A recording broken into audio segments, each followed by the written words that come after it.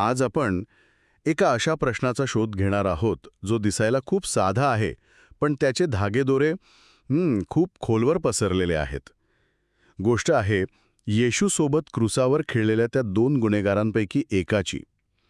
मरणाच्या दारात असताना तो येशूला म्हणाला, जेव्हा तू आपल्या राज्यात येईल तेव्हा माझी आठवण ठेव. आणि येशूने त्याला उत्तर दिलं, मी तुला सत्य सांगतो, आज तू माझ्याबरोबर नंदनवनात असशील.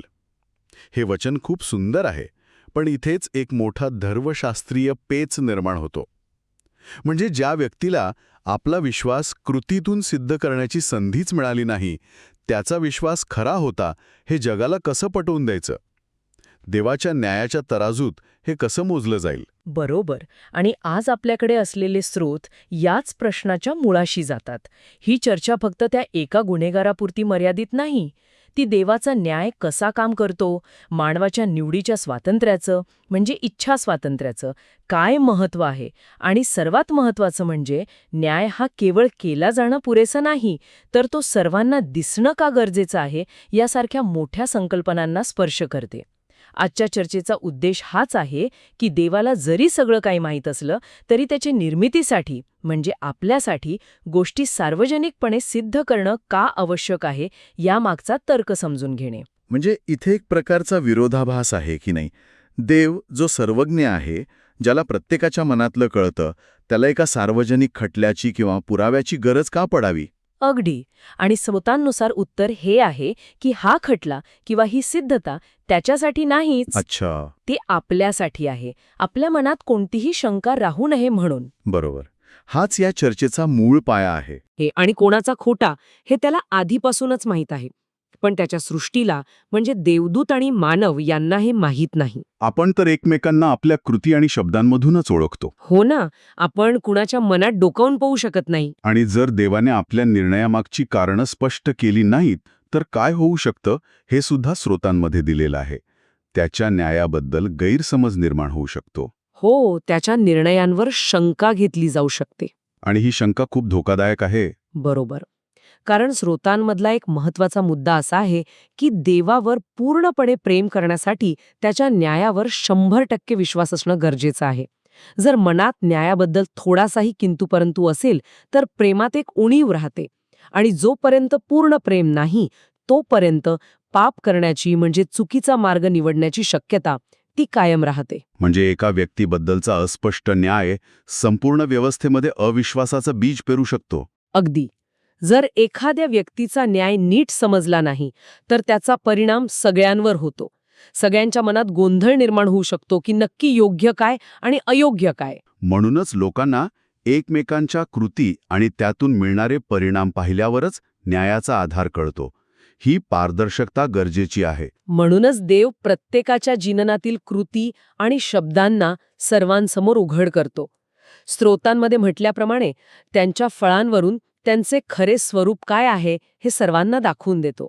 यामुळे न्यायाची प्रक्रिया पारदर्शक होते आणि देवाच्या अंतिम निर्णयावर कोणीही प्रश्नचिन्ह उपस्थित करू शकत नाही. म्हणजे त्याचा न्याय केवळ न्याय्य नाही, तर तो सर्वांना न्याय्य दिसतो सुद्धा. अगदी बरोबर.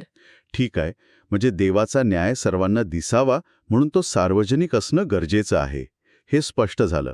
पण स्रोतांमधला पुढचा मुद्दा याला थेट इच्छा स्वातंत्र्याशी जोडतो, आणि तिथेच ही चर्चा अधिक रंजक होते.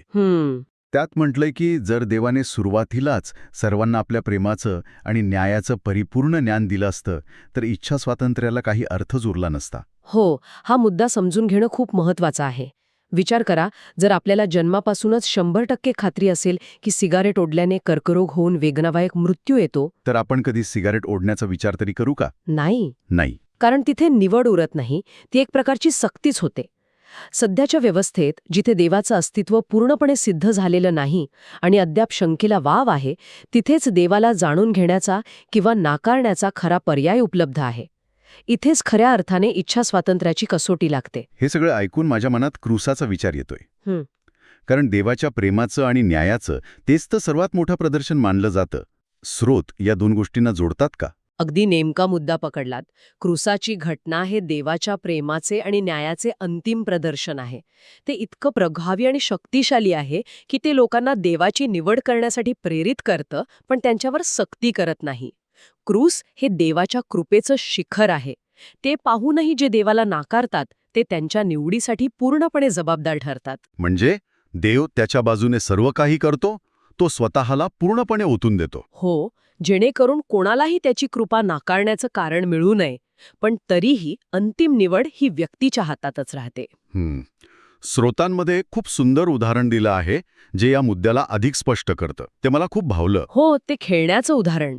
हो, त्यात म्हटलं आहे की एका पालकांसाठी बाजारात असलेलं कोणतंही खेळणं विशेष नसतं. ते कधीही नवीन विकत घेऊ शकतात.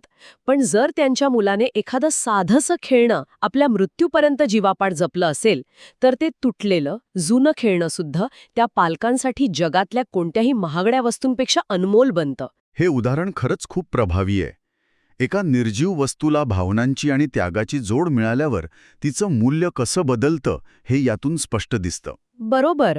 आणि स्रोतांनुसार क्रूसामुळे देवाने स्वतःला ह्या सृष्टीशी अगदी तसंच जोडून घेतलं आहे. ही सृष्टी स्वतःहून कदाचित तितकी महत्वाची नसेल. देव ती पुन्हा निर्माण करू शकतो. पण आता ह्या मातीत, या सृष्टीमध्ये त्याच्या एकुलत्या एका पुत्राचं रक्त मिसळलेलं आहे. वा, त्यामुळे आता या सृष्टीला एक भावनिक आणि आध्यात्मिक मूल्य प्राप्त झालं आहे, जे पूर्वी नव्हतं. ते तुटलेलं खेळणं जसं त्या मुलाच्या प्रेमाचं प्रतीक बनलं, तशीच ही सृष्टी आता देवाच्या पुत्राच्या त्यागाचं आणि प्रेमाचं प्रतीक बनली आहे. त्यामुळे देव आता ती सहज सोडून देऊ शकत नाही. वा, म्हणजे आपण ज्या मूळ प्रश्नापासून सुरुवात केली होती, त्या क्रूसावरील गुन्हेगाराच्या प्रश्नावर परत येऊया. त्याने शेवटच्या क्षणी विश्वास व्यक्त केला, पण त्याला तो कृतीतून दाखवायला वेळच मिळाला नाही.